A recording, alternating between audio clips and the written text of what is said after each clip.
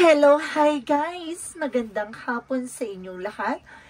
This is Chin Rodriguez from Masigari Channel, a faith healer, also mata reader. So ngayong hapon, natatagan natin nagsabihin sa iyo ng ating mga gabay. So this is a special gabay for the month of April 12 hanggang April 18 for the sign of Pisces. So Pisces, welcome to my channel. Ano kayang messages, advices, and spirit guides ang ating masasaga for today's video? Kanino naman kayang energy o kaganapan sa buhay ng mga Pisces ang ating mga hagilap. So guys, this reading is a general reading lamang, hindi lahat makaka-resonate. Kunin lamang po makaka-relate sa inyo and comment down below kung kaninong energy ang ating nasagap. So let's see what is the messages, advices sa iyo ng ating mga baraha.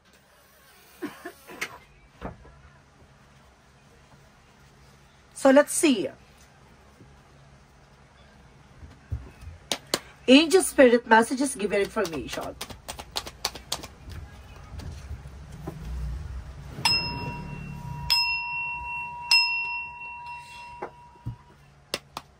Angel Spirit, oh my goodness. So there's the Five of Pentacles. So there's a financial crisis. So nakakaranas ka ngayon ng kagipitan, or pagtumal, no? Nakakaranas ka dito ng pagbagal ng finances. Because there's a strength for confidence, no? Kailangan wag mong isipin gaano, no? Para na sa ganun hindi ka makahatak ng negative energy. So kailangan mong tutukan yung sarili mo dyan. Aware ka lang sa mga paggastos. And of course, let's see what is additional messages. And of course, there's a death card. So there's an ending and a new beginning. May mga bagay na matatapos na dito at may mga bagay na magsisimula na, no? So let's see. There's a Seven of Swords. There's a nakedness, cheating, lying on you, no? Meron dito nga nagsisinungaling behind your back. So kailangan na tignan mo kung sino pagkakatiwalaan mo. No, and of course, the death card is a transformation. Babaguhin ka ng eksena dito. And of course, kailangan mo maging malakas, maging matibay. So may mga bagay dito na kailangan mong gamayan, lalo-lalo na sa finances, baka maloko ka. So, let's see. Additional messages. And of course, there's an information with the Ace of Cups. So, there's a new offer, a new love life. No? May bagong pag-ibig na darating dito. And of course, there's a judgment for a wake-up call.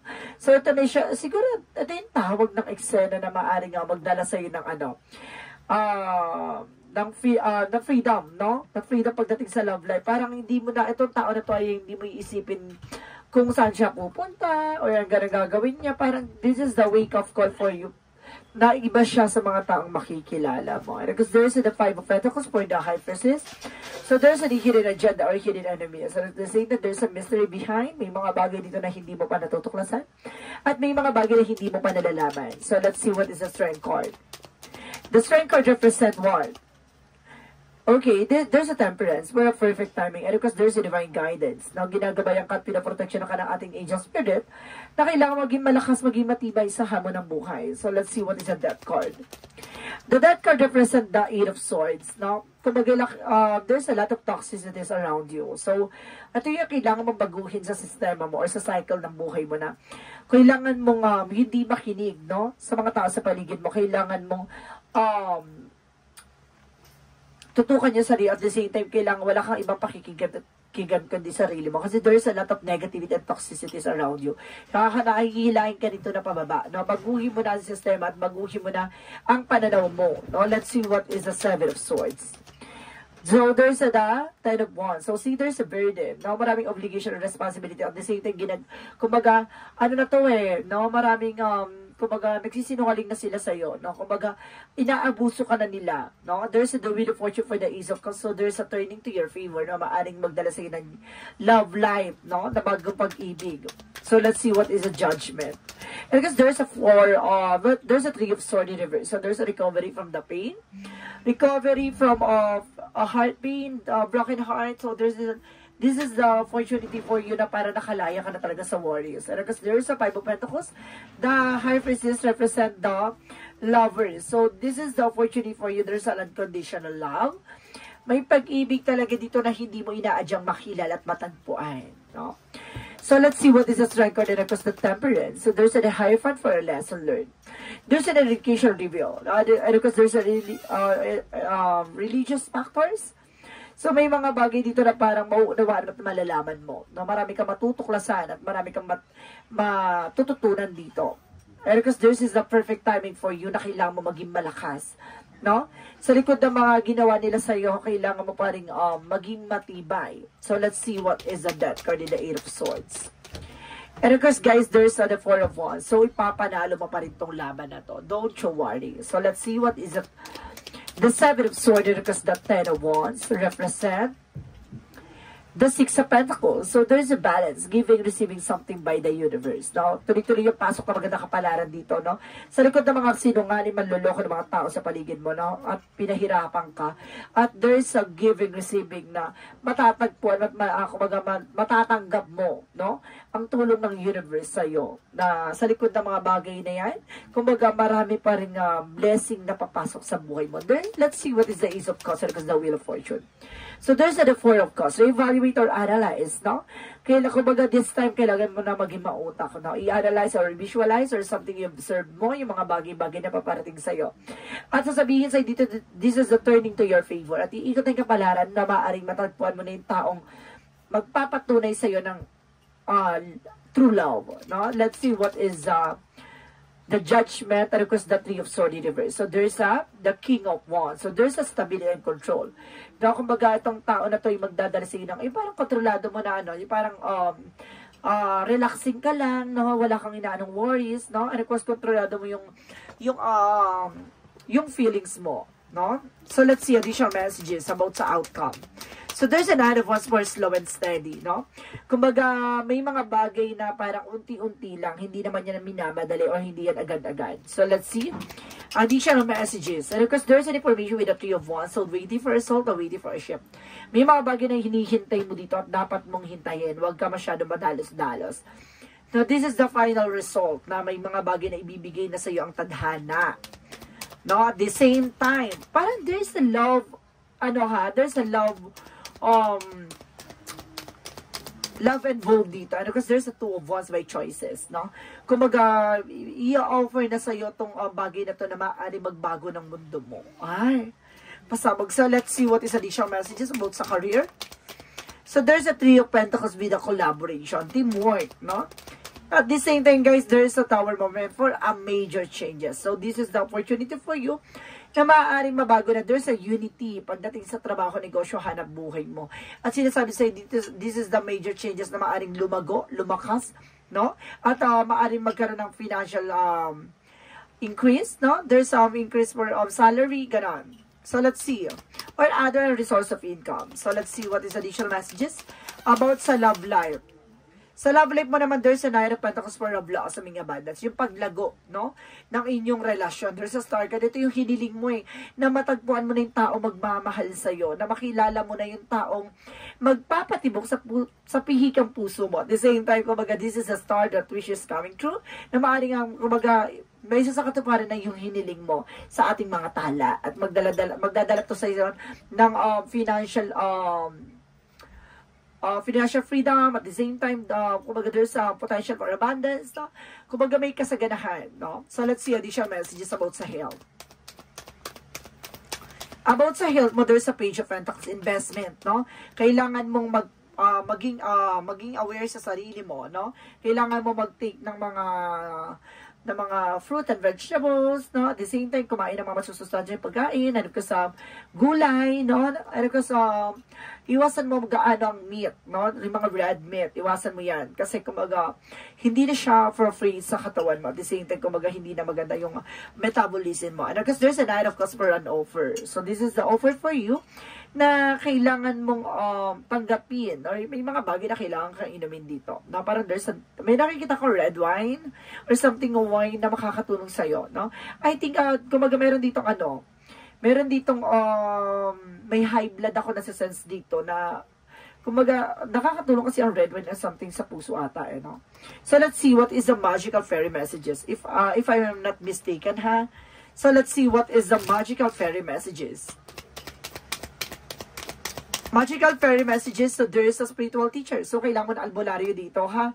And there's an affirmation na lahat ng mga bagay na ginagawa mo ay, kung gusto mo talaga matupad ay talagang makukuha mo yan in a positive way, in mas positive mindset, no? So let's see what is additional messages for Yin and Yang Oracle card. For Yin and Yang Oracle card represent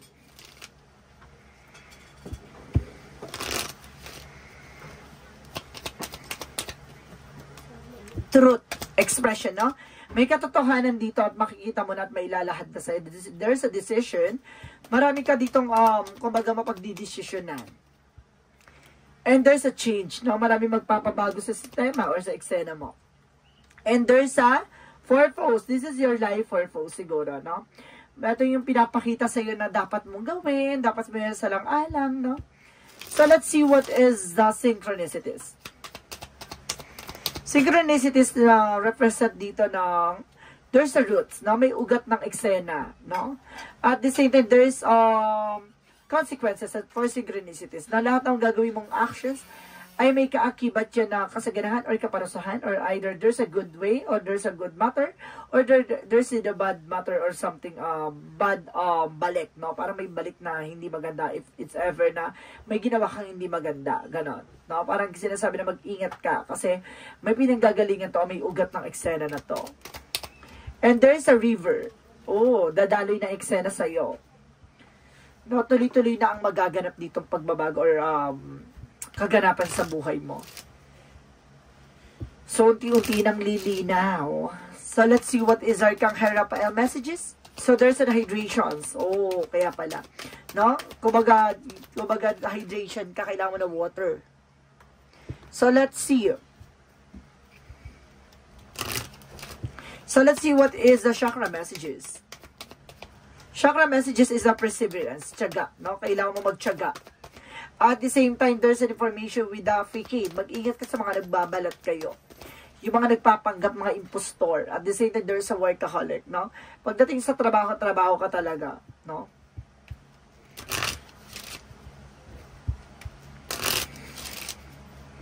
So, let's see what is the Monsology. Alam niyo guys, na parang tungkol lahat ito sa love life. Parang may tungkol sa finances, career, and health. Pero absolutely, parang mas may kinalaman siya sa love life. And because there is a win-win outcome for ka, so ipapanalo mo tong eksena na to. At the same time, there's a bring love in this situation. Mahalin mo lang yung situation mo, no? So, let's see what is additional messages for Angel Spirit.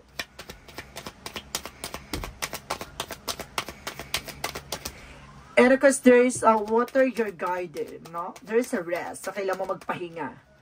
And there is, you're not for everyone. No? There's a weirdness, no?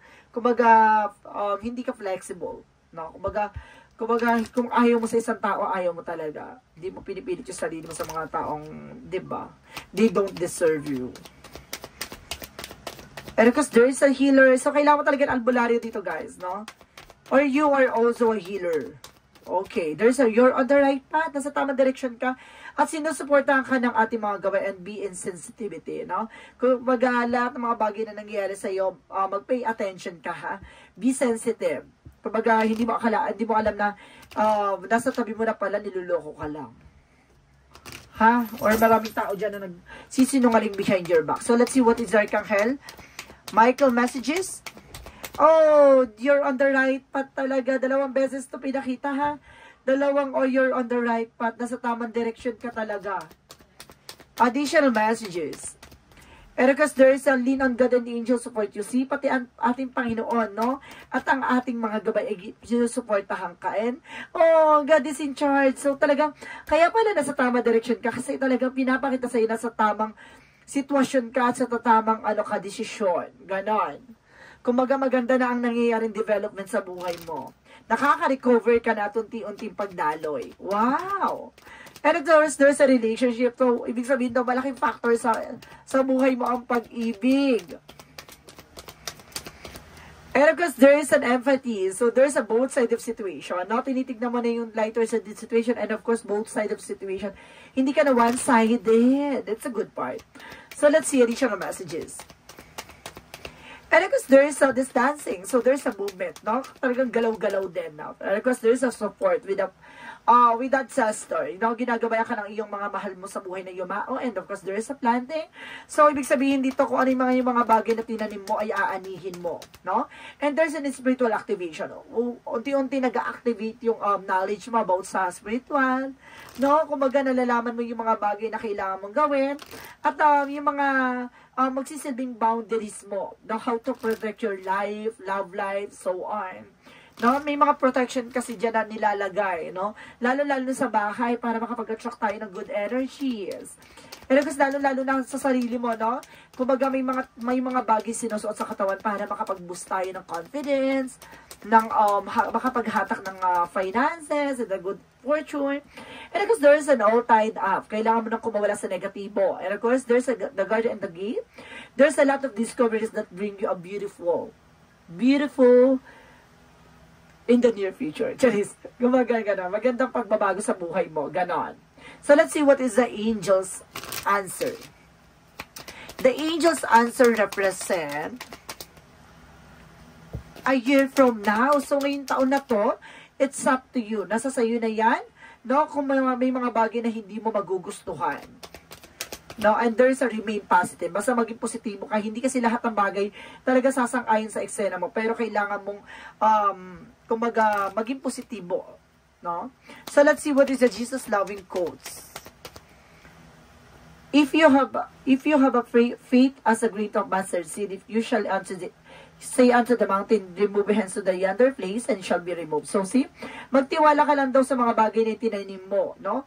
Yung mga binhing, kumbaga, itinanim mo kung saan mo yan lupalop na ginawa, or may mga bagay na ginawa ka, no, alam mo in a good way, no, na alam mo magiging maganda rin ang kalalabasan yan, at kumbaga hindi man, wala man balik sa'yo na mabuti, alam mo sa sarili mo na hindi ka man naghahangad ng balik, kumbaga alam mo na wala kang tinapakang tao, at the same time na alam mo, in a God perfect time, ibibigay sa iyo what you deserve. Wow, it's a good part. No, na, may mga bagay din dito na parang na-sense ka na, kumbaga, iaalis ng ating Panginoon yung mga bagay na alam niya hindi makakatulong sa iyo. Lalo-lalo na yung mga tao sa paligid mo na hindi mo alam na pinagchichismisan ka, o hindi mo alam na hindi sila sang-ayon sa iyo at hindi nila gusto ikaw, no? Parang may mga taong hindi mo alam na pinag-uusapan ka na hindi maganda.